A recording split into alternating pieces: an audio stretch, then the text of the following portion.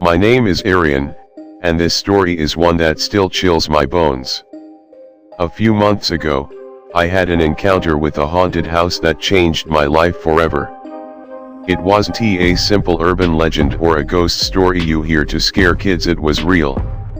Let me take you to the cursed place and relive the nightmare with me. It started with a dare.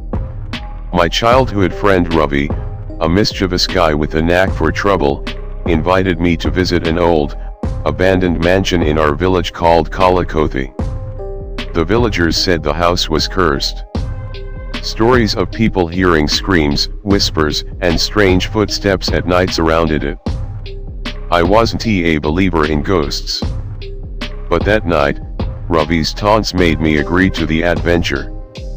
Kia Arian, Dar Gaya, it's just a house, he had said, laughing. Little did I know, Kalakothi was more than just a house. The house stood on the edge of the village, hidden behind overgrown trees and shrubs. As we approached, the iron gate creaked loudly, almost like a warning.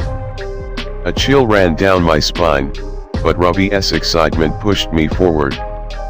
Inside, the air was different, cold and heavy. The house was massive, with broken windows and walls covered in moss.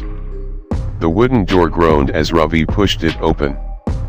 The silence inside was deafening, broken only by the sound of our footsteps.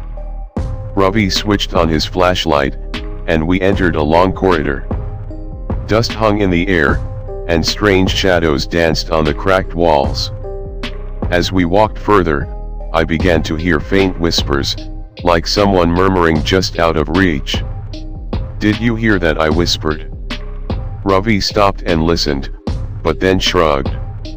"It's just the wind, yar." But it wasn't he. As we entered what looked like the living room, we found old furniture covered in white sheets, with cobwebs hanging like decorations. Suddenly, the whispers grew louder. It wasn't the wind anymore. It was a woman's voice, soft and haunting, calling out something we couldn't understand. "Hello," Ravi shouted. His voice echoed back, but there was no reply. The room fell silent, and then, with a loud thud, the door behind us slammed shut. I froze. Ravi's face turned pale. "Who did that?" he muttered. We tried to open the door, but it wouldn't budge. The whispers returned, this time mixed with sobbing. The sounds seemed to come from upstairs. "Let us leave," I said, panic rising in my chest. But Ravi, stubborn as always, insisted on going upstairs. "We need to find out who is here," he said. Reluctantly, I followed him. The stairs creaked under our weight, and each step felt like a lifetime. On the first floor, we saw a long corridor with doors on either side. The sobbing was louder now, coming from the last room. As we reached the door, Ravi hesitated. "Should we?" he asked, his voice trembling.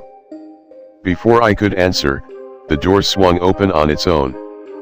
Inside was an empty room, except for a single rocking chair that moved back and forth, as if someone invisible was sitting there. Suddenly, the whispers turned into screams, loud, blood-curdling screams that echoed through the house.